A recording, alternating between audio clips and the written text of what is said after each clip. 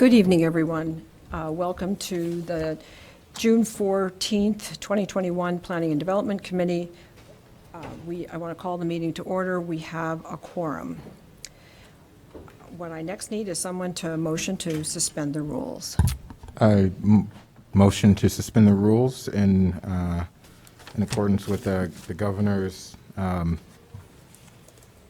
executive order on remote participation. Second. All right. Can we have a roll call on that? Council. Aye. Councilmember Kelly. Sorry. Aye. Councilmember Newsma. Aye. Councilmember Burns. Aye. Councilmember Wynn. Aye. Councilmember Ravel. Aye. Councilmember Reed. Aye. Councilmember Fleming. Aye. All right, thank you. So first item on our agenda is approval of the minutes. Could I have a motion with respect to the minutes? Move approval? Second. All right.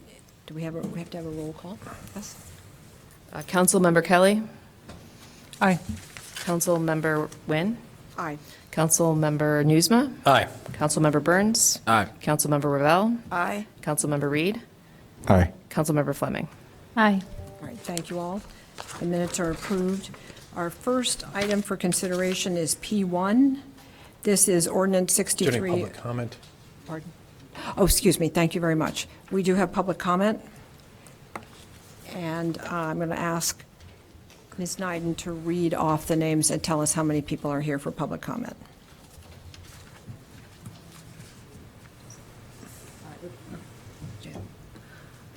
First is Tom Polanis, then Mike Vasilko, and, Tom Polonis is here. okay, and then it looks like you have two others, Christina Martin, and that appears to be it for P&D. Okay, so we have three people?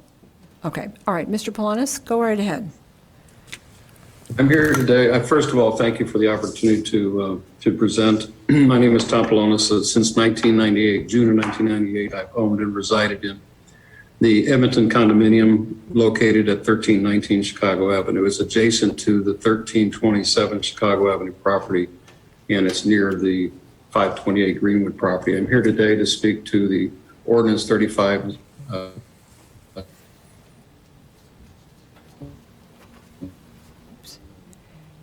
Mr. Polanis, you froze there for a second. O-21. I take representing our association.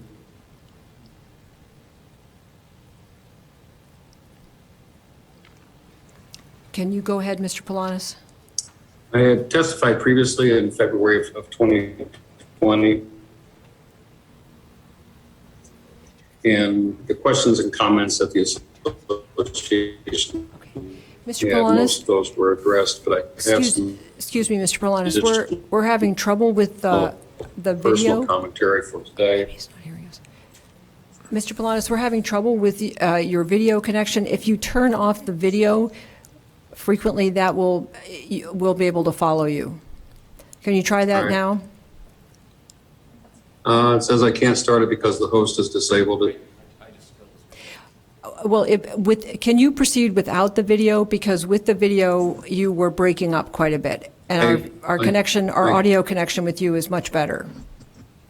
Okay, is this better now? Yes. Okay, I'm fine without having the video. Okay, thank you. You bet. My first comment is that, and this is relative to Mr. Shapiro in his business. His successful business, I believe, continues to add value to our community. And I say that for two reasons. One is it brings employees into our city, and secondly, it brings in revenue. My second item is related to commentary that we had earlier previously with regards to ADA compliance. And Mr. Shapiro has made a proposal to relocate an office or open a new office that is ADA compliant instead of updating the property. This is a very sensitive topic to me personally because we have a disability in our family, and so we're sensitive to this. We've looked at what he proposes and agreed that that proposal makes sense as long as it complies with state and local regulations. The third thing I'd like to comment on is something that I did mention previously, but the business has been in operation for over 20 years. And in that time, Mr. Shapiro has run this in what I would call an unobtrusive manner. In other words, his business does in no apparent way disrupt the neighborhood. I've lived there for over 20 years, and we see basically no non-neighborly behavior as a result of him having this business, regardless of the number of employees. I know he didn't start off with as many employees, but with the number that he's recently had. Mr. Shapiro is personally has been providing tax support services, property tax services, and on a personal note, that has been very helpful to myself and others in the association. And we would like to see the business stay put. We don't want to see it have to move. And we'd like to keep it in close proximity. The last item is really a comment on an item that I saw on the agenda. And that is that it looked like I noted that the city planning and zoning staff had some concerns about the zoning request. The staff felt like, in a quote, feels that up to 15 employees at each of the locations, 1327 and 528, would have a cumulative negative effect, potentially creating a precedent for commercial use in residential neighborhoods and diminished property values. And I have comments just on a couple of those things. It seems like none of those things have materialized in 20 plus years. In fact, on the last item, our property values continue to rise. So I really don't see any reason to expect that negative things of this nature are going to happen, such as an increase in or decrease in properties. So in summary, Richard runs his business in a good manner that's unobtrusive into the neighborhood. He has all appearances as a good neighbor. He provides valuable services. We appreciate him being close by to do that. And in total, we would support, or I would personally support, the special use request for office use for both of those properties. Those are my comments. I appreciate the time that the City of Evanston departments put in on this. It's been a while, and look forward to getting your feedback. Thank you very much. Okay. You're welcome. Next is, Mike Vasilko? all right, Mr. Vasilka, are you here with us? I am. Speaking on item D1, which is for discussion about the use of city retained traffic consultant for plan development review. I'm So sorry, this is pretty wide. which item are you speaking on? D1. Oh, I'm sorry, go right ahead. So if you read the attachment, it's a pretty wide open RFP. And honestly, I don't know why the city wants to spend the money to retain a traffic consultant when any developer who comes into the city is supposed to provide that information themselves. So two people are being paid to do the same thing, number one, but number two, the way it's written at least, it seems like the service could be open-ended. There's no restrictions from what I can read, how this is going to be used, how this consultant is going to be used. It just seems like an open-ended check being written to somebody once an RFP is sent out. And personally, I don't see any need for it. You've got a developer who's coming in. He's supposed to provide that kind of service to the city. And the city is supposed to be able to, ask as many questions and request as much information as needed from the developer's consultant. So why do it twice? And if you are going to do it, maybe the developer should be back charged whatever this service costs the city. Thank you. Thank you. And our third public speaker is, Christina Martin? okay.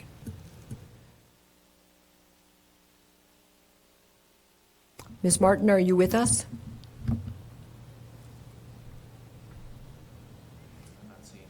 Okay. Mr. Stowe says she is not on the line. Okay. All right, thank you. If she does show up, Mr. Stowe, would you let us know? Okay, so now that completes public comment. Now we'll move on to items for consideration. I'll just read them in. P1, Ordinance 63021, granting a special use permit for a wholesale goods establishment located at 1731 Howard Street in the C1 Commercial District, Monte Lamar Bread Company. Would someone like to make? I move the item. Second. All right. Discussion? Yep. Councilmember Reed. I do have one question. Is it normal for the business owner to be present? Are they on the Zoom call or are they here? We invite them and encourage them to attend if there's questions, but it's not a condition of your doing approval. Yeah. Okay. So are they not here, I'm assuming? They were sent the invite. I don't know if you can see anybody, Luke, that might indicate. Montelimar Bread Company. My only question is, this is in the 8th Ward. I just wanted a little bit of just information about, and to say hello. The applicant's name, Huda Shaheen. Shaheen. Well, if they're not here, if you just want to take 30 seconds to describe what's going on here. Well, as the memo summarizes, they're a wholesale bakery business. It's a special use in this district. They provide breads and pastries and other baked goods to restaurants, businesses that sell bread. So they have a commercial kitchen. They have typical bakery hours, and the biggest issue that we saw was making sure that the deliveries are on Howard Street when they're in the early morning, so as not to impact the adjacent residential.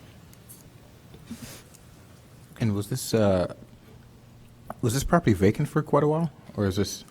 Do you not know that? I think I don't know what the previous uses, I can't recall what the previous uses were, but I think it was, there had been similar uses in its space. Usually bread and commercial kitchens remain something similar because of the various. The investments that have been made.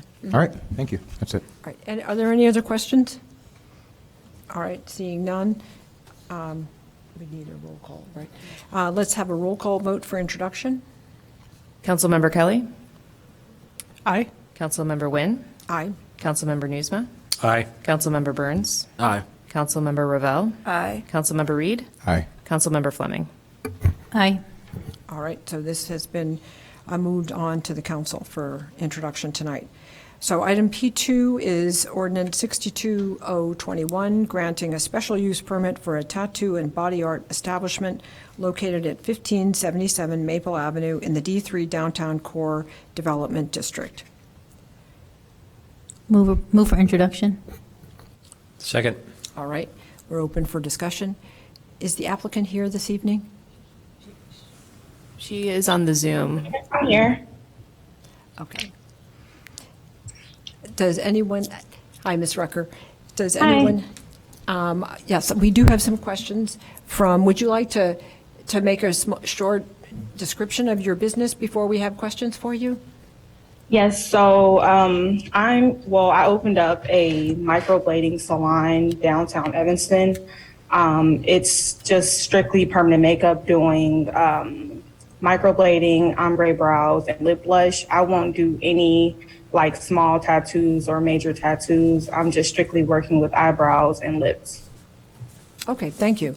Councilmember Kelly, did you have a question? Yes, so I think in your letter it states 2 clients per day, is that right? Yes. So I'm interested, I'm not real familiar with the business, but apart from what you've stated here, I just want to know about sustainability and stability with that sort of clientele. And if we have any, if you could speak to that, or if we've done any other research regarding sustainability with, if we're granting special use with 2 clients a day, how sustainable that is. So with 2 clients a day, I'm basically charging $650 per client.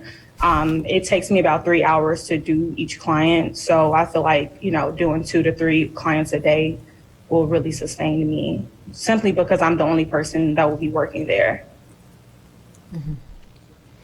So this is an expensive procedure. These are Yes. expensive procedures. Yes. Okay. All right. Councilmember Kelly, did you have any other questions? No, not at the moment, thank you.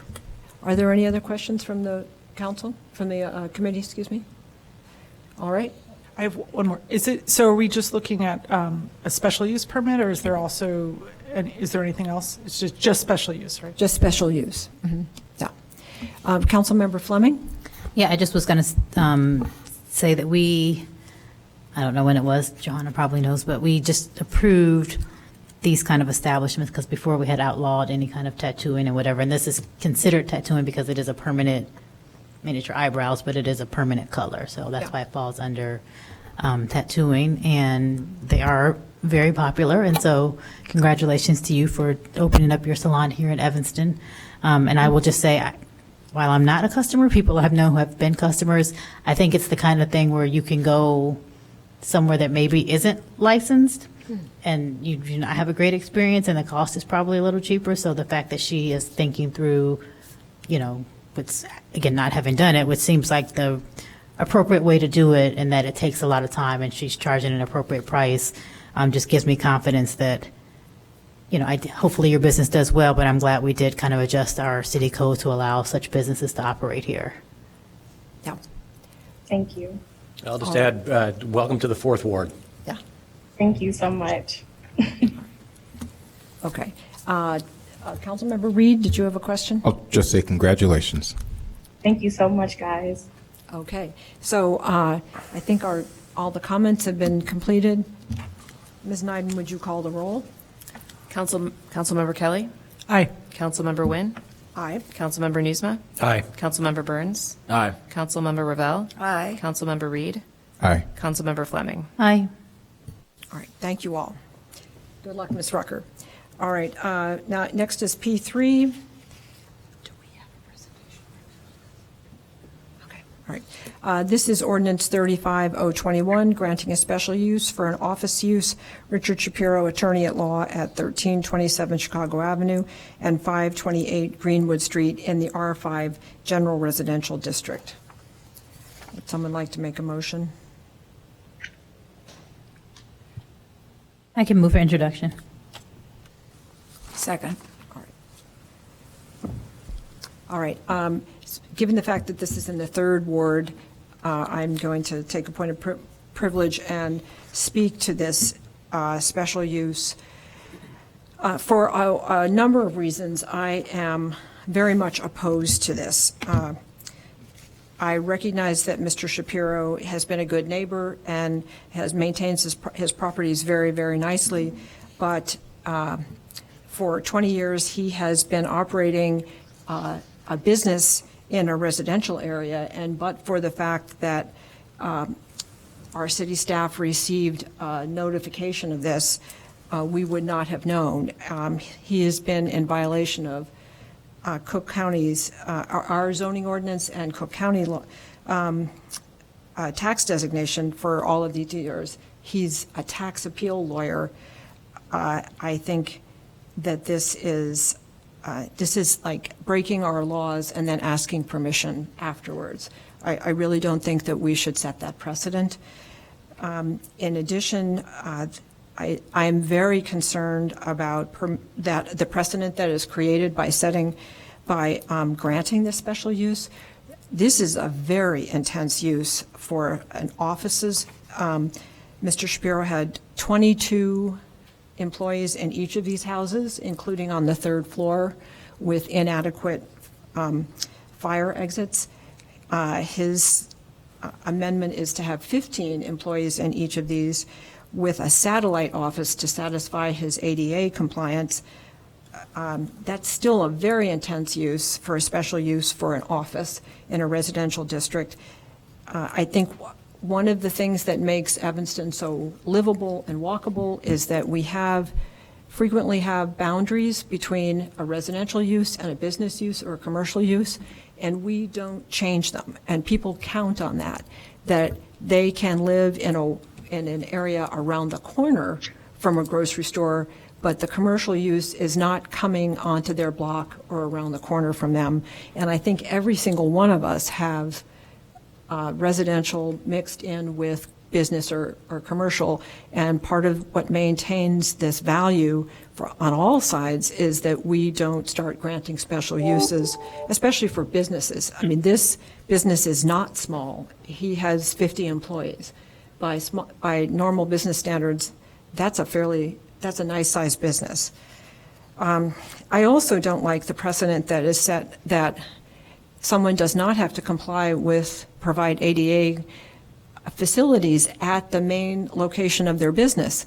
Mr. Shapiro is suggesting that he'll rent a space and have it operate as a satellite rather than have this ADA compliance at the main center of his business. I think that sets a terrible precedent as well. And I would like to comment on one other issue is people have suggested that people don't want to live on Chicago Avenue. And if anything, in the last 20 years, we now have hundreds of people who live on Chicago Avenue, and we have families who live in the townhouses at the corner of South Boulevard and Chicago Avenue. There are 90 residences there, and those all went in about 15 years ago, and they've held their value and those are families that are living at ground level. This is an area that perhaps these two houses might not be sold as single family, but because it's R5, they could be divided up into apartments and provide another type of housing in an area where we're always looking for more housing types for people. So for all of those reasons, I cannot stress enough how much I feel that we should not grant a special use to someone who's been in violation of our zoning ordinance, a lawyer who's been in violation of our zoning ordinance, that we should not set this precedent of allowing someone to have violated our law for so long and then allowing them to do this.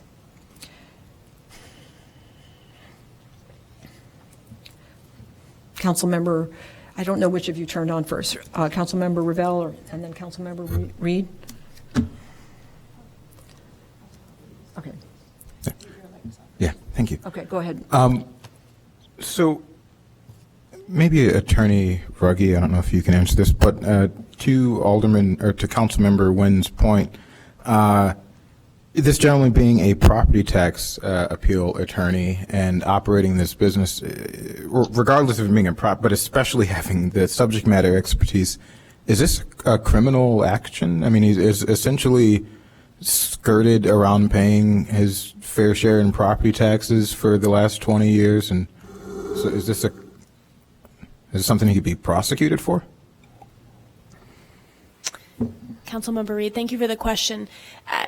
I'm not going to opine on the criminal code. I'll leave that to the state's attorney. But offhand, I don't know. That would be something that the state's attorney's office would have to look into. Has this been referred to the state's attorney's office? Not to my knowledge. Okay. And then, Councilmember Reed, I think Ms. Neiden has. Sorry. Thank you. My understanding is that the county is aware of this, because the taxes would have been payable to the county. Okay. And so I would imagine or propose that it is on the county to deal with this and not the taxing bodies that we'd get the money ultimately. Absolutely. Yes, I hear you. Okay, and then, well, speaking of that, us getting the money, is there a potential that, we hold this or we don't approve it now and there's a settlement where he pays out some amount of money that he would have paid out to the city? And, I mean, we could advocate on behalf of the school districts, but particularly the city, for the back taxes that he may have been liable for? Or anyone, Ms. Neiden. I didn't introduce myself earlier. Alex Ruggie, Assistant City Attorney. That would have something we would have to discuss. If that's something that the council wants us to look into, we can go ahead and reach out to Mr. Shapiro in his office and see if it's something he's interested in. I would want the county to be involved in those discussions, so we might have to defer to the county first to see what their action plan is. Well, regardless of what the county's action plan is, I don't know what the will of this body is, but if he wanted this special use, I don't think we're obligated to give it to him, and I don't know if we could use that as a tool to get additional revenue. But I'll leave that. That's not a huge issue for me. And then lastly, I am supportive generally of, the point of walkability was mentioned earlier. I think what creates an even more walkable city is when you have mixed use within neighborhoods. I don't think a property tax appeal lawyer's office is exactly what neighbors need to walk to in their community. So I don't know if this is, if we were to provide a special use or some kind of variance, I don't think this is necessarily the project to do that for, or the business to do that for. But I do think we need to be flexible generally in that. So I'm open to.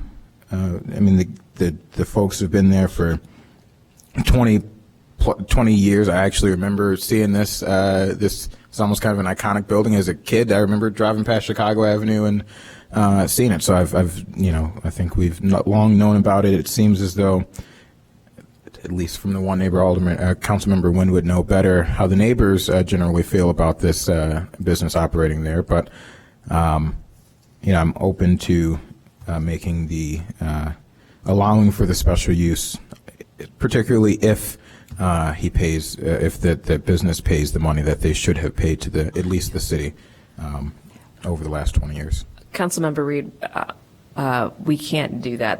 That doesn't meet the standards. They can't pay some kind of restitution in order to obtain a special use. And I think our city attorney will agree with us on that. Yeah, that's correct. So we can't, it can't be in lieu of this special use. We can't barter that. He would be seen, I think that would be interpreted as buying zoning, buying a special use. So, and as much as I agree with you, Councilmember Reed, it would be good to get the money that he's owed to all of us. More than anything, I don't want to set a precedent here, because I think that does erode it. I have admired that house as well and thought, but what Mr. Shapiro has done very effectively was hide in plain sight, because he has no sign up front. So I'm not sure how many of his neighbors actually know that that's there. But, I think that adds additionally to my concern that he never had a sign out front, that he was, to me, is almost deliberately hiding, in my opinion, deliberately hiding in plain sight. So I have next Councilmember Revelle, and then Councilmember Kelly. Well, I'd just like to mention that the packet includes evidence that Mr. Shapiro has notified the county of the need to adjust his classification of his property. So I would hope that the county assessor will follow up and ensure that we and the school districts receive the back taxes that we should have been paid all these years. And I guess the other point I'd just like to mention, I'm disturbed about the safety issues that have existed and seem to continue to exist in the building. I'm looking in particular at Mr. Shapiro's commitment to spend an estimated $220,000 now finally to put in a sprinkler system and some pretty serious safety issues that have been in place there for however many years. I think I'm glad that there hasn't been any accident thus far. Councilmember Kelly?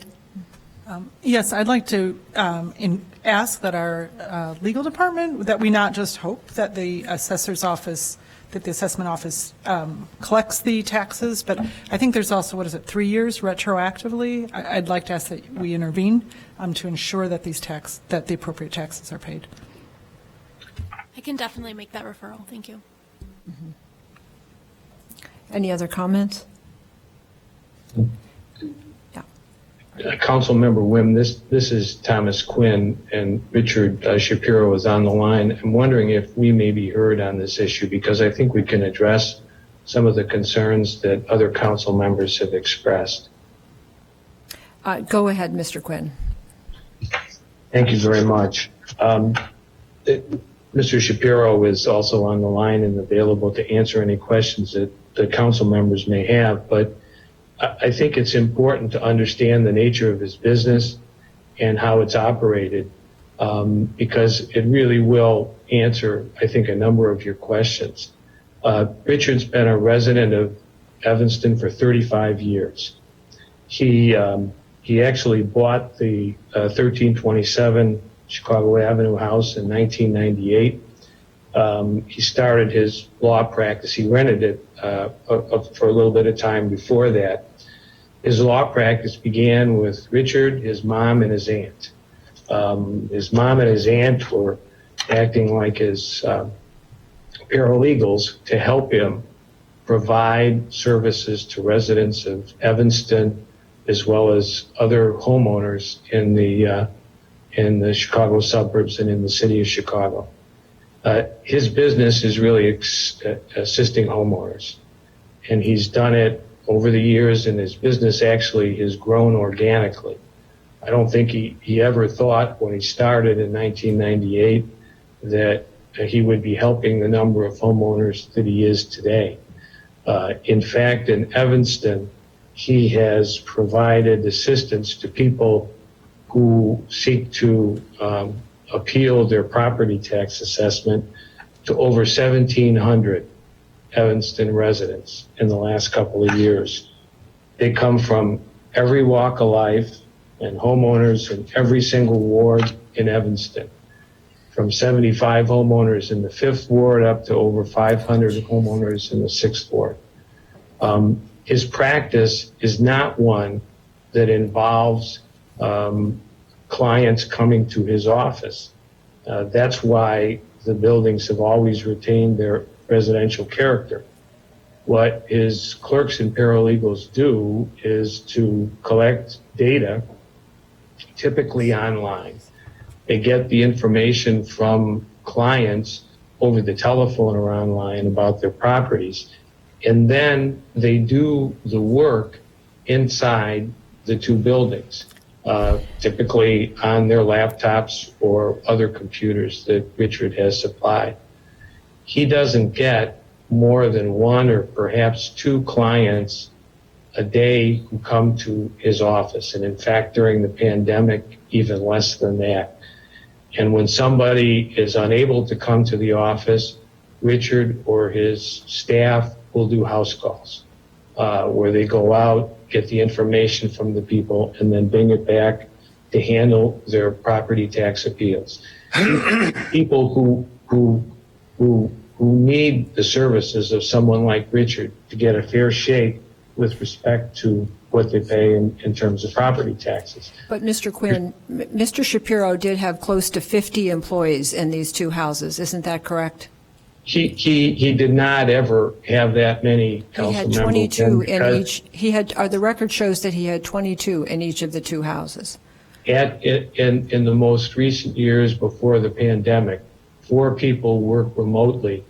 And over the course of the last year and a half or two, obviously, most employees have worked remotely. Well, accepting we all understand no one is going to their office during the pandemic.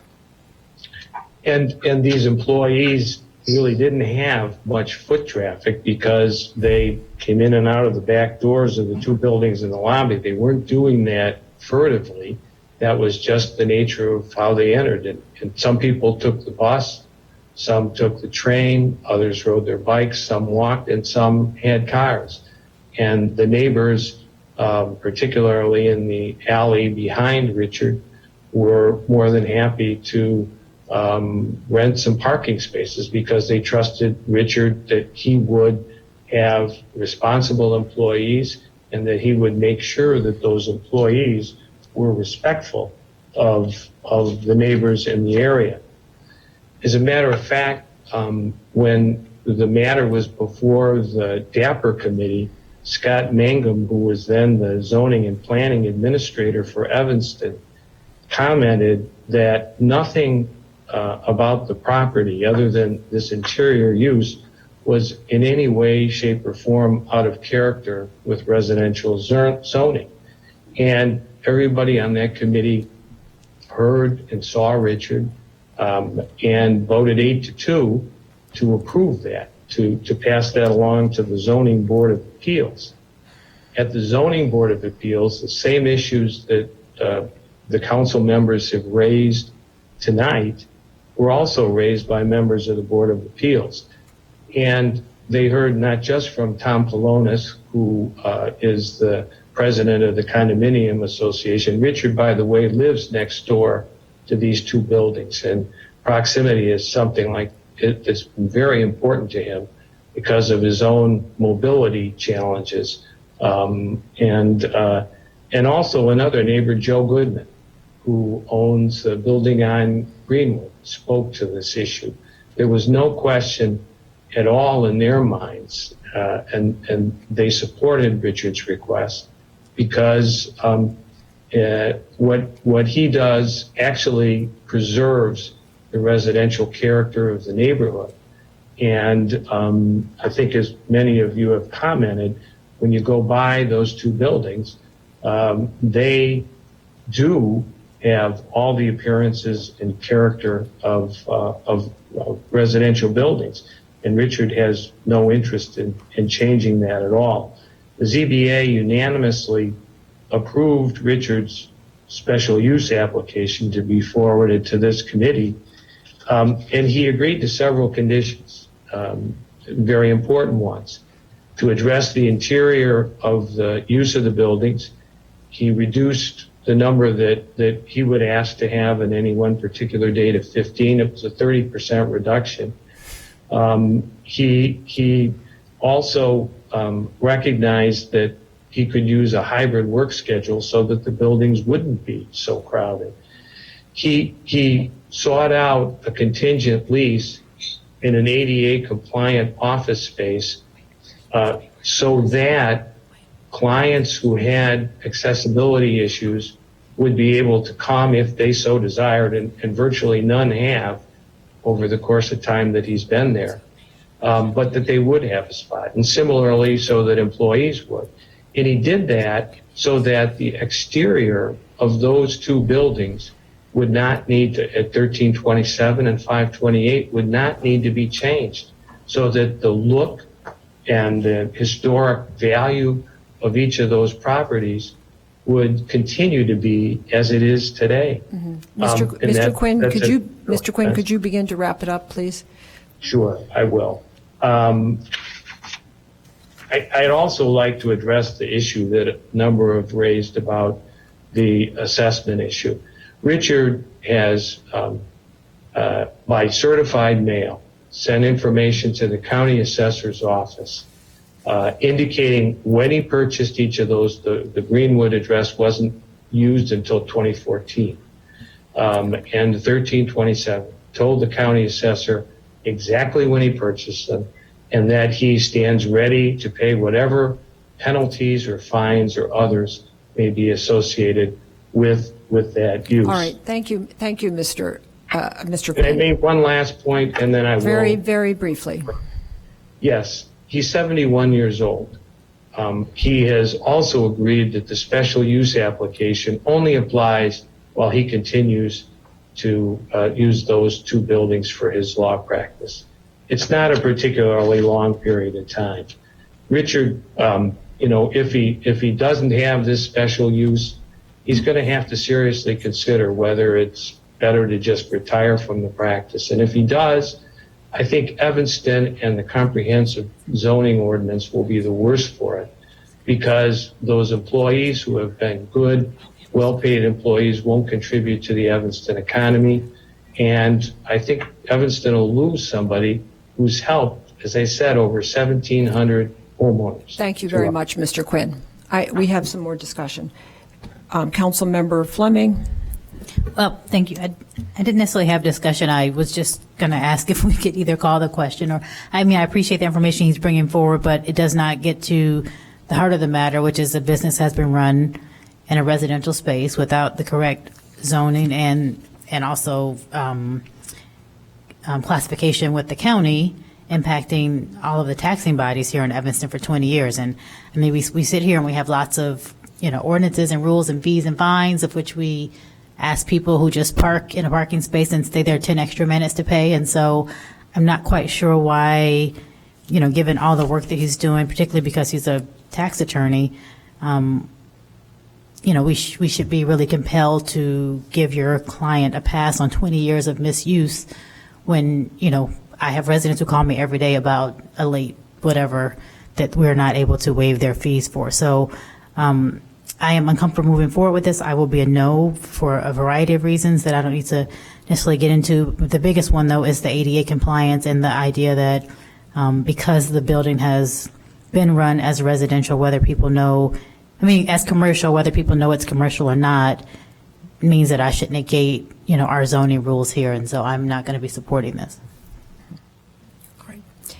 All right. Councilmember Reed? Okay, all right. Thank you all. I also think that I think it's, I wonder how all of Mr. Shapiro's 1,700 clients here in Evanston would feel about the fact that their tax appeal lawyer had been essentially avoiding his proper responsibilities to us as a city, to all of our other us as taxpayers. So with that, this is for introduction. So I would urge you all to vote no on introduction as the alderman of the ward. Ms. Nyden, would you call the roll? Councilmember Kelly? No. Councilmember Nguyen? No. Councilmember Newsma? No. Councilmember Burns? No. Councilmember Ravel? No. Councilmember Reed? No. Councilmember Fleming? No. All right, this will not move forward to the council tonight. All right. Okay, moving on. Now we have items for discussion. The first item for discussion is D1, discussion of use of city-retained traffic consultant for plan development review. Ms. Nyden, would you like to give us a quick summary? Sure. So one of the items that often comes up during a plan development review is the impact on the traffic system when bigger developments are built. And it's not just car traffic, but one thing that we often, particularly as staff, ask is whether or not there's an impact from delivery vehicles, Uber, food delivery, package delivery. We see in newer developments larger mailrooms being built to accommodate those things. But often when we push back and ask for the traffic consultant's feedback, we don't get anything additional from the traffic consultant. And often, I would say I've been with the city for over 10 years. I was on the Plan Commission before that. I don't think I ever saw a traffic study that said that there would be additional traffic created by a new development. So that's a pretty impressive projection when we know new developments produce new traffic. So I think what this is seeking to do is put the city in the driver's seat, so to speak, of working to create the scope of services for traffic studies. It also balances the other projects that we may be undertaking. It better aligns us creating that scope. Maybe even I could think of examples on Main Street, for example. We've had a townhome project on one side of the street, less than a block away, where the Vogue Fabric is another development. Now, those are being done in close tandem. Traffic studies could contemplate multiple developments at the same time. Same thing for the Avidor and the Ridge, 1815 Ridge. Same thing. You have multiple projects happening at the same time. The impact could be reviewed together. So this would be absolutely passed on to the developer. This is not a cost being proposed to be borne by the city.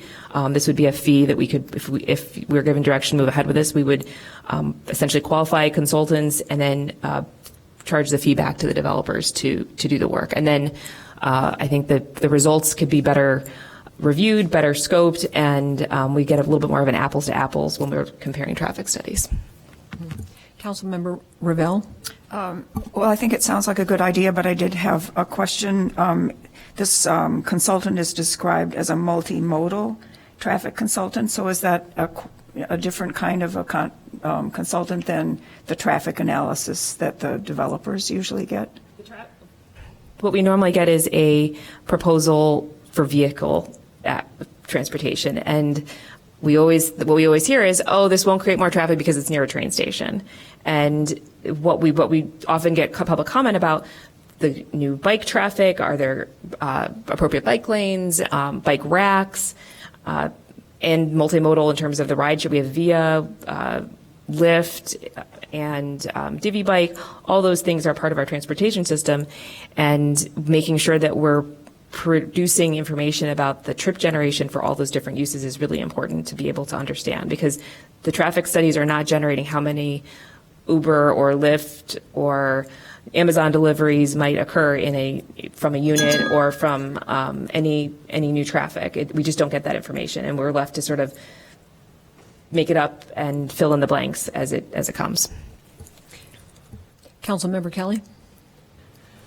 So I think it sounds like a good idea. I just would be interested in some comparables with surrounding cities and how Skokie, Wilmette, Chicago generally do it. Do you know that off? I can get that information. I don't know off the top of my head. I don't know if they have the volume that we would have, and that with the close proximity of developments that I think we're trying to. And I mean, Skokie certainly doesn't have Divvy Bike. I mean, they don't have some of the things that in the system that we do. They don't have a metro station. So some of the things that we're looking to try to understand. I mean, just the announcement that Metro is changing the service to us isn't going to be calculated into a traffic consultant study today. Those are the kinds of, they're just consumed up. There's a station, they make a certain assumption. But we know we have a lot of residents that travel north that may live around Maine and Central, and they're going to be impacted by those changes. Okay. Councilmember Fleming? Yeah, so I see the need for this, but my question is, couldn't we change our request of the developer? So can't we say to them, instead of a regular traffic consultant, we would, like a multimodal, I don't know how easy it is to find, and then add these as criteria of things that they need to give us? I guess my concern is with us having, we have a lot of consultants already, and having another consultant, if they're, we're using them on these things, I'm assuming, or I'm guessing we're going to use them on other projects. But it seems like since we already have this built into the plan development process, we could just ask the developers, exactly what we want them to bring when they're studying, and then we would, propose that they use this kind of consultant versus a regular traffic consultant. So I think Laura Biggs is on the line, and she can answer this, and she did just message me and say that Wilmette does this exact activity of contracting, the village contracts out.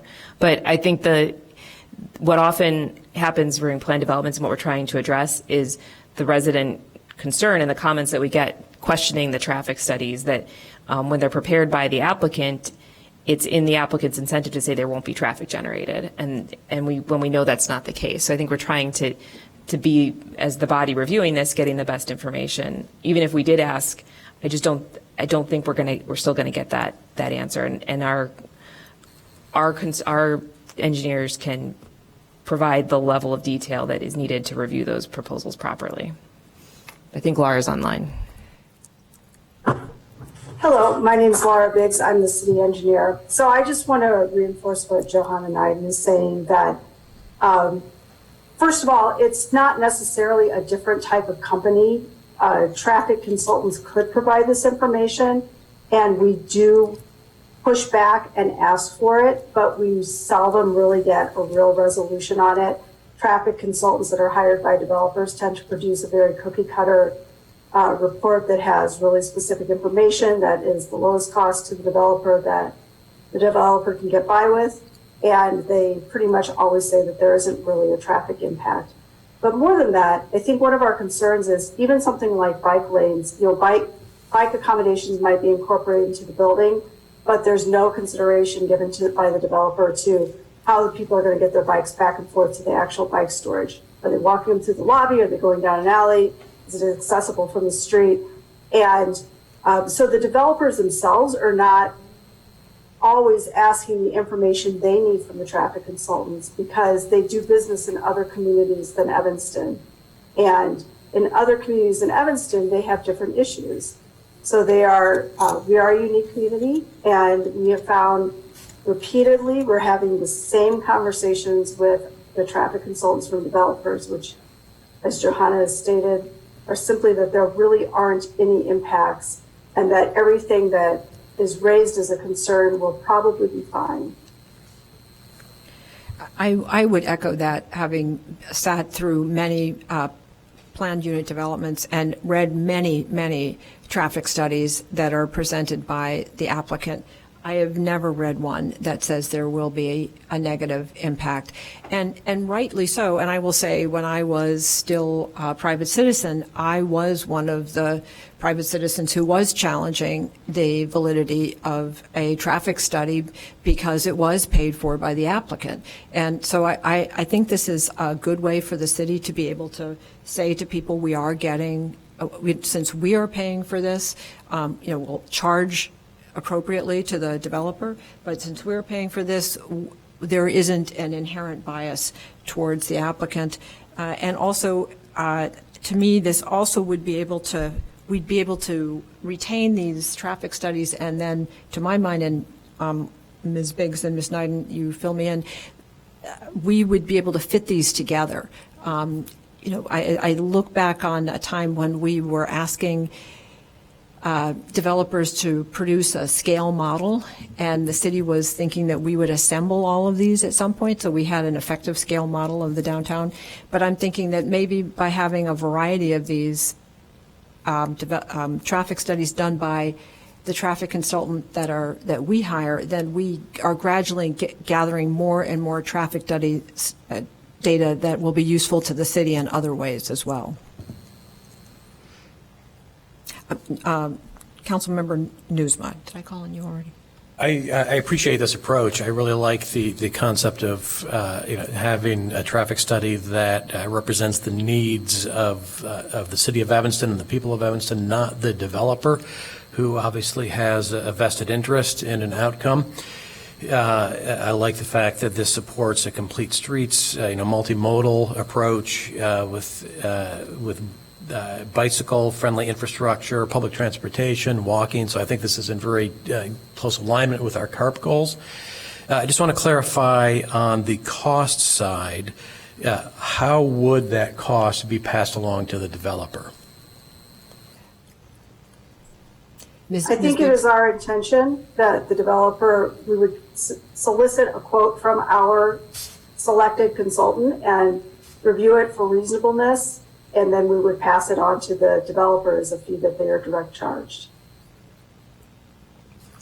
Okay. And then one other very quick question on page 58 of the packet, TNC operator. I am ignorant of what that acronym is.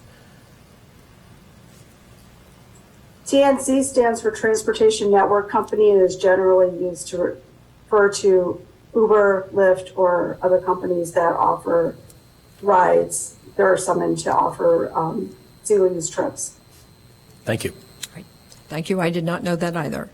Councilmember Kelly? So we have some staff, right, that do traffic study? A traffic study is typically like a 50 to 150-page document, and we have staff that are qualified to do it, but we do not have staff that have anywhere near the time to actually complete a traffic study. In addition, one of the key components of a traffic study is the use of video cameras to take traffic counts. There's specific software that then analyzes the video over a time period to tell how many pedestrians, vehicles, bicycles are going in which direction, how the way the city takes traffic counts, because of the expense that would require, is we set somebody out there with a counter who, like a little clicker, and who makes tally marks or little clicks and figures out which cars are going which direction. That's not really practical in today's world. You typically want the cameras to be up for several days, and from there the software selects the peak hours. It's a lot more technical than what the city is capable of producing. But we do employ a full-time traffic engineer and a traffic technician that can do small informational gatherings and are qualified to review the traffic studies when they come in. Thank you. Yeah, just to understand the need, because I know we've sometimes put strips down on streets to measure, to analyze the flow of traffic. So I just wanted to understand that. So we have two, right, currently, what do we have? I mean, I'm not opposed to this. I think it sounds, as long as we have a good fee structure in place for charging developers, but just to understand currently, who do we have, what do we have on staff right now then? 2 people who can do traffic studies? We have one traffic engineer who's a civil engineer who is able to oversee and analyze traffic studies, and many of the council members are familiar with Rajiv Dahal. He is a key person in determining if we're able to install speed humps, stop signs, traffic signals. He also does project management of various traffic signal and intersection projects. And then we also have a traffic technician who is the person who will go out and put the counting tubes down, who will do the counters when we need to, and does a variety of other tasks as well. We do our own traffic counts when it is a speed hump question, because we put the tube down, it's counting traffic, it's a quick summary. It's not a complex situation, but a development going in the downtown area is a totally different animal. All right. So I don't see any other lights. I think that staff, do you have direction? I think most members of the committee think that this is a very good idea, and if you could bring it back to us. I'll consult with the law department. It may require a text amendment because it does indicate in our plan development section of the code that traffic analysis is required, but to determine whether or not it has to be applicant or city supplied, just a traffic impact analysis. So we will come back if we need to. Otherwise, we can change the application. All right. Thank you for bringing this forward. So the next item for discussion is the Greenleaf Shared Street Pilot Program. And can you provide us with a... Sure. Jessica Heinck is actually in the building, but is going to be giving the presentation from her office. So I think she should be on as well.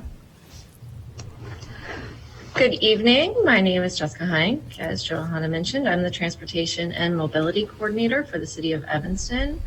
I have a very brief presentation that I will share with you.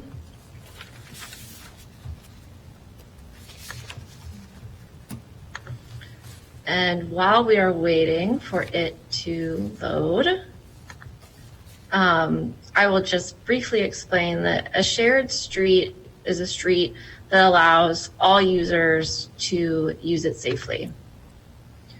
And so it still allows vehicles to go down the street, it allows cars to go down the street, and it allows pedestrians to go down the street. And I am not able to share my screen.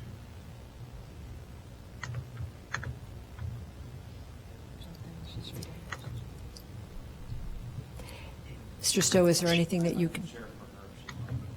I think, okay. Here we go. Here we go. Okay. So this is what a shared street looks like in action. As I mentioned, you will see people walking, you will see people biking, and you will still see cars traveling down the road. There are barriers at the entrance of intersections to prohibit people from driving too fast. So it slows down traffic so that emergency vehicles, delivery vehicles, local traffic can still get down the street to go where they need to go. We already have precedent for this in the city of Evanston at Custer Avenue, where you can see that there's clearly enough space for emergency vehicles to get through. It encourages green transportation because you do have to walk or bike or take public transit to the location. And it creates space as active places. So it's not just a space, it's a place where people want to come and go and visit. And so then why a shared street that really promotes biking and walking? And I would say that from COVID, bike sales skyrocketed and it was across the board. And so looking at year over year trends in nearly every category of biking, it increased substantially.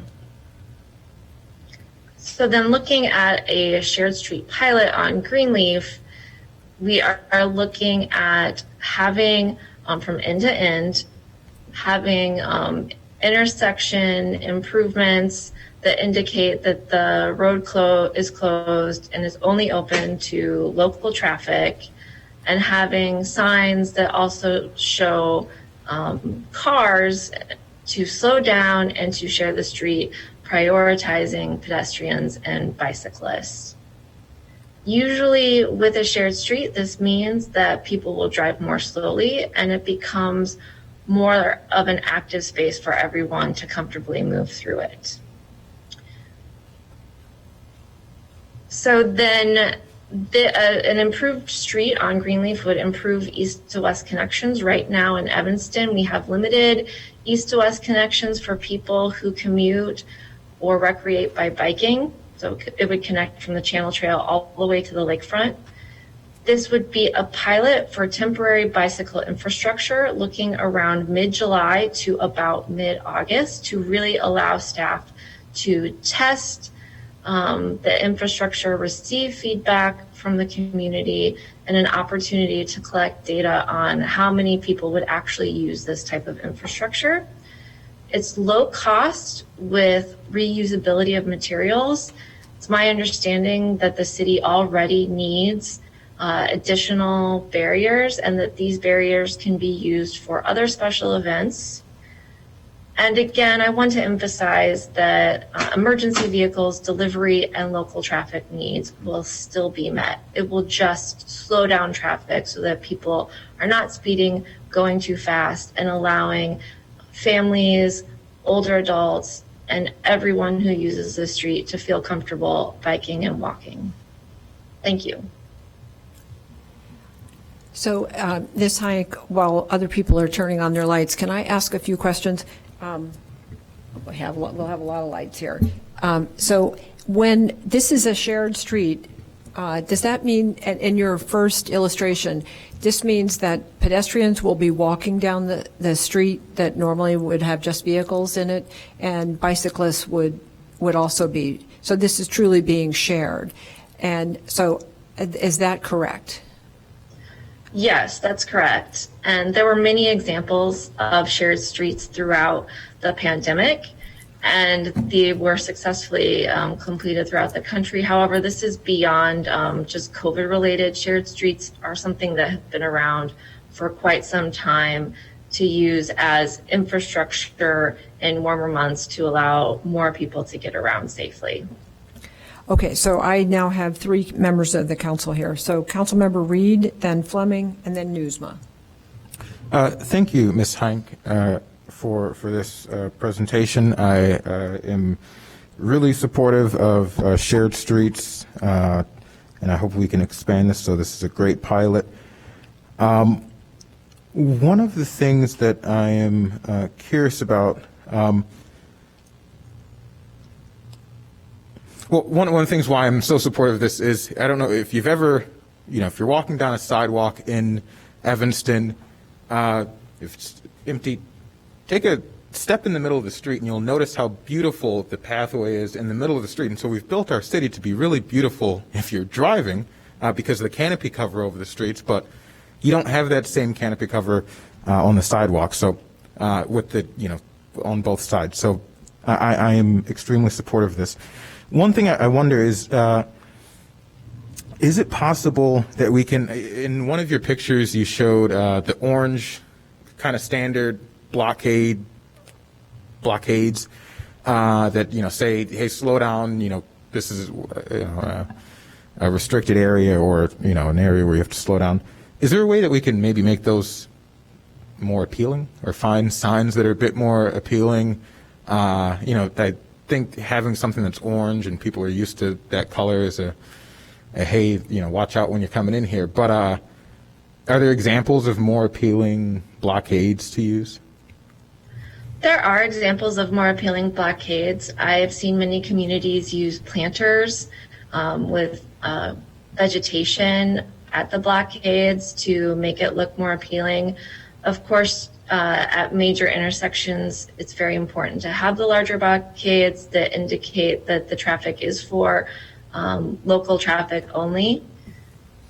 However, most of the intersections are small residential intersections. They will not have the large barricades. They'll have a smaller barricade with a pedestrian-friendly signage on the barricade.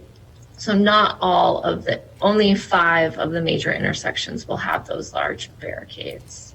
I would say because the staff are recommending this be a short pilot of approximately 1 month. I don't know how much we want to invest in a temporary pilot, but certainly we could look at pricing for beautification.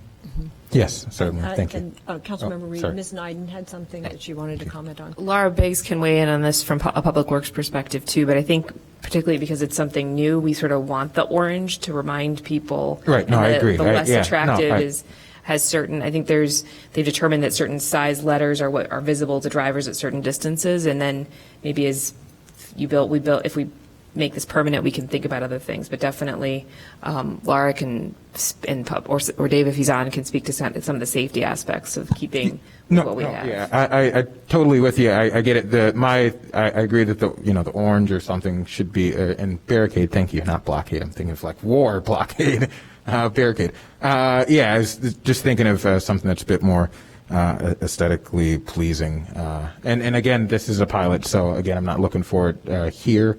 But certainly, I'm hoping that this pilot allows us to continue this in the future. And so, And I also think certainly indicating that this is a shared street, that people understand bikes, pedestrians, and vehicles are commonly using it. So some kind of signage so people understand that it may be limited to local traffic, but we know how people really adhere to that. So we really need to warn them that there's going to be a bicycle in the middle of the street or a pedestrian in the middle of the street. So that's what shared street means. Yeah, share the street. yes, thank you. That's it for me. Next I have Councilmember Fleming, and then I have Newsma and Kelly. Sure. A couple quick questions. So when the Parking and Transportation Committee dissolved, we talked about starting a bike pedestrian committee. So did they weigh in and help with this plan? The Bike and Pedestrian Committee have not weighed in on this plan. This was something that was driven, however, by the community with lots of feedback from Citizens for Greener Evanston and Go Evanston, as well as Evanston Transportation Alliance for promoting active modes of transportation. Okay. So I know we've had COVID, but hopefully that committee can get going because that was a big commitment we made to the public when we got rid of parking and transportation, that we'd have this other committee. And as much as I, like the idea of shared streets, I think my concern with this, right, partly it's the traffic because drivers are just not very good. And so even with all the barricades, I am just concerned that people aren't paying attention. The other part of it is, we still have, and this doesn't, this is $21,000, I think. We still have so many streets that don't have sidewalks, and we still have, right, we still have this complete streets policy that we don't follow. I know that we had talked earlier about kind of reconfiguring how we do the 50-50 shared sidewalk replacement program, but we haven't finished that yet. We still have, I appreciate that this is east-west, but we still have so many bike lanes, like the one on Asbury, that when you get to Maine, you're just kind of nowhere. And so I want to support this, and I understand it's just a pilot. My concern is that by the time people realize how to work it, it's gone because it's only a month. And so I'm not sure how much great data we're going to get from it. But also, I guess I would just really like us, and I can make a referral at the end, to get back to looking at sidewalks and how we're going to put sidewalks on streets so that, aside from even multimodal, people can walk to where they need to go without kind of dropping off every other block. As well as getting just better bike lanes. And I think we did the Dodge one and we did the church one, and we, kind of fell off for whatever reason. But as you mentioned, we don't have good east-west bike lane. We just have so many hindrances to people really using their bike around town and really even walking a lot around town. I know we're talking about making the bus stops ADA compliant, which is great. So Jessica, all these things, we've talked about a lot, and I know you want to tackle them, but I think as a council, while this is a neat idea, I would really like us to put kind of long-term thought to some other ways that we can just make the city more walkable and more bike-friendly. And then my last comment is just about the Custer, because I live right over there. I would challenge that that's really a shared space, right? I think it's very much an eating space in the evening, and they have signs up that says road closed, and so it's not like a car is going through there. I bike frequently, and I bike through there, and often customers are kind of looking at me like, why are you biking over here? This is, I'm dining. And so while it's shared in the sense of it's a street and we're eating on it, I would just challenge it. It's not really a shared street. I don't know if the business owners really think that people should be biking or walking through there if they're not eating. And I definitely think that the customers don't think that you should be doing that. And again, I mean, it says you cannot drive a car down there because we have tables in the middle of the road. So I don't know that I would necessarily consider that a shared street. I just would consider that outdoor dining, which is great, but not a shared street as we speak of it here. So, while I want to support this, I would rather do it, I don't know, just in a longer period of time, or maybe a couple streets so we can really see how it's working. But I just have a hard time doing something like this when we've skipped, just basic sidewalk installation and such that we really have to do. I believe Laura Biggs. I believe Laura Biggs is on the line and can speak to sidewalks, because we have been working on that and are prepared to come back to council. Yes, Councilmember Fleming. Again, my name's Laura Biggs. I'm the city engineer. I did want to let you know that staff has been working on discussions about equity problems that we do have with the way that sidewalks are funded and constructed currently. And so we are planning to bring the discussion back to City Council and the next meeting in order to have that discussion with council members. In terms of why do this pilot, I think it is something that we do really want to try to expand, but anytime we do something dramatic, there's always a lot of concern by residents. And so we feel like the easiest way to explain it in many ways is just to do it and let people experience it. And Greenleaf, because of the way it's configured, is a really good east-west connection for bicyclists and pedestrians. There's a stoplight at every major road crossing, which does not happen at most east-west streets. And for that reason, we selected it as a pilot, but it's something that we would like to expand, if it's successful, to other locations and for longer periods of time, whether it's summer or it's always when it's not snowing, is something to be discussed after we gather information on the pilot. In terms of long-term bike lane projects and making those connections, bike lane improvements tend to be very expensive. By their nature, they tend to be multimodal streetscape projects. And for that reason, we seek federal funding, and federal funding just comes at specific cycles. So we actually have two projects, one on Church Street, west of Dodge, one on Chicago Avenue, south of Davis right now, that are in the planning phase. And we also have the Oakton corridor where we're looking at those. It's in the planning phase as well, with the goal that these would ultimately be funded. But it is something that we're continuing forward with. It's just one step at a time. Thank you. Thank you. Councilmember Newsma.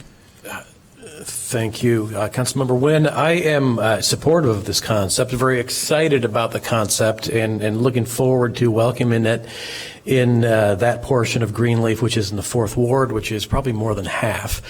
And I know that we have strong advocates in the sustainable transportation community, including Go Evanston and the Citizens Greener Evanston folks.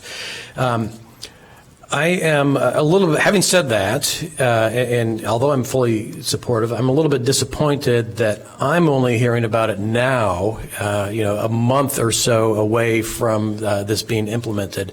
And, as we move forward and do these in other locations around town, I would like to be able to go to the residents and let them know what's going on so that folks are not taken off guard and surprised when there's a barricade in front of their house or down the street all of a sudden for no apparent reason. So I just want to make sure that we have ample opportunity to engage with the public for this and for so many other things we do, so we can let folks know what's going on, let them know why it's happening, and make sure that we can bring the community along and encourage them to accept and promote more good ideas like this. Yeah. I'll just weigh in. I live a half a block from Greenleaf. I drive this probably several times a week.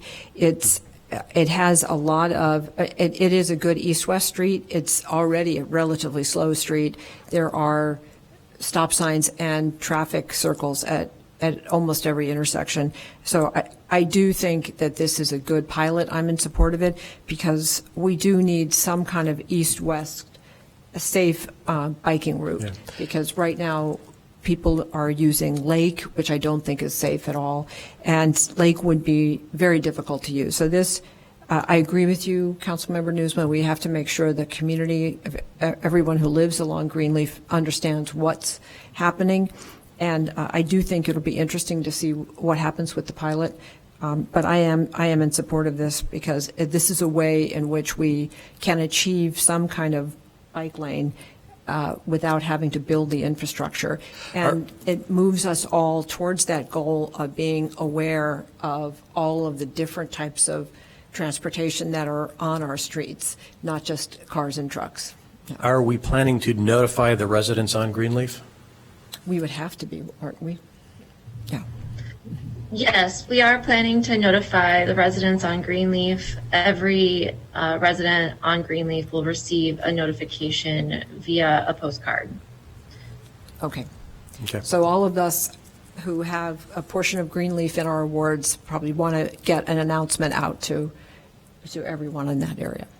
Yeah. Okay. Thanks. Excuse me, I have Councilmember Kelly and I believe Councilmember Reed. Okay. All right. It sounds like a great project. Are the 54 barricades, is that all the barricades that are needed? And the 2 light, I mean, I'm just wondering about our warehouse. Is this the entirety of the barricades? Right, those are all of the barricades that would need to complete the entire street. And so we will not be using any existing barricades that the city has. Those barricades will still be available for other special events and other uses through the city. And the reason why the city staff are recommending we purchase barricades for every single intersection is because the hope is that this could continue on in the future for pilots in other parts of the city, hopefully for longer durations. And then also could be used for other special events. There's a need for the barricades. Right. So I concur with Alderman Reed in, wanting this to be as aesthetic as possible, especially, when I look at what was needed, the big sandbags down by the lakefront. I feel like, we've had to look at those for a long time, and those with, the name of the company blazed across those.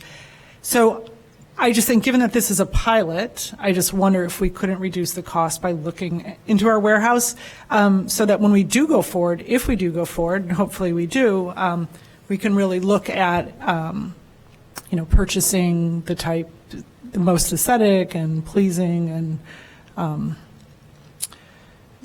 possible. So I would just ask that we really consider saving costs by looking at what we have available now for the pilot project. I'm not sure if Edgar Cano's on the line or Laura can speak to this, but I don't know if we have. I don't know if we have those in our warehouse enough to do the whole project. I think that's why we would want to buy them, or maybe half of the project, since it's a pilot. That's what I'm saying. Sure. No, I think Dave's here. He can speak to what we have. Good evening, Dave Stomack, Public Works Director. We have barricades, but we are most lending them all out when we have the block parties. And when you have a holiday weekend with block parties, our whole inventory is out setting up for the block parties. So no, we would not have enough barricades to do the block parties and this shared street. Okay. Thank you. Thank you. Councilmember Reed. Yeah, just very quickly, I didn't, didn't get to the whole mem. So what is the speed going to be? Just, I presume 10 miles per hour or lower? The speed will not, the posted speed will not change. However, as... I'm sorry, what is the posted speed? The posted speed is 25 and 20 miles per hour. The state of Illinois has regulations that does not allow the city to reduce the speed beyond those posted speeds. However, what has been found with these types of barricades and in other locations, and with the increased activity on the street, is that cars naturally drive much slower because of the barricades and because of the people biking and walking. Yeah, traffic calming. And then is there a possibility, to Councilmember Fleming's point earlier, that this could last longer than 1 month? Is there a particular, I mean, are we just running out of summer, or is there a particular reason that the program will only last a month? You do 6 weeks. The intent is to have it open long enough to get feedback from the community on their response to it, but not have it open so long that we begin to interfere with increasing traffic when school begins again. Okay. Thank you for that. My just last thought on that is, I think it should be long enough for people to not only get feedback, but for folks to kind of get used to it. Because you do something for a couple of weeks, and you can be raving mad for a couple of weeks and really not have an issue. But if we do it for a longer period of time, you can kind of settle in and realize, oh, it's not so bad. It's the new norm, as wearing the mask. Right. Okay. All right, thank you. All right. I think, does staff have enough direction from us? Yes. Yes. Yes. I've been told by staff that, is it Christina Martin is available online? Ms. Martin we couldn't reach her for public comment earlier. Ms. Martin, are you on the line? I am. All right. Would you like to go forward? Yes. Thank you. Thank you for letting me speak at this time. It's just a general comment. It's not on tonight's agenda, but concerning the building that's going up above the building that was Vogue Fabrics, but will no longer be Vogue Fabrics. I know that it's scheduled to be a rental building with micro units. And as a citizen of Evanston, I just don't see the need for yet another rental building.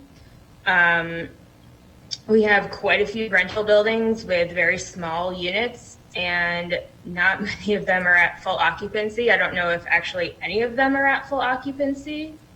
The issue G1 tonight, talking about the traffic at that corner. I don't know how many of you drive down that corner all that often, but it is dicey, to say the least. And just for the council's consideration, if we could think about still doing the building, because Vogue does need an update, but perhaps making them condos for sale instead of micro units. Condos 8 to 1,200 square feet. It would still take up the same amount of space. It would still be something that people could live in, but something more attractive than yet another rental building that is going to charge people, an average of $2,000 a month for what exactly? And the council tonight has talked a lot about how much they care about Evanston and its residents, and I just don't see the benefit of encouraging people to be transient in this community compared to encouraging them to live here for life. Mm-hmm. Thank you, Ms. Martin. I did want to let you know that the development at the former Vogue site is not going to be micro units. And the developers testified to the council that they are pricing them not as luxury units, but they will be very nice units, but they're not pricing them at the top of the market. So that was part of our discussion. They're not micro units. For my own knowledge, what is the average square foot going to be for the unit? I don't have it right now, but I certainly have been on the council when we have had other micro unit buildings, and this was not a micro unit building. Okay, I apologize for my statement that was based on some of the articles that I had read. Thank you for that. Okay, thank you. All right. That concludes our public comment. That concludes our agenda. And seeing no more items, we are adjourned. All right. And the council will start in 7:10. Okay. Thank you. Thank you, everyone.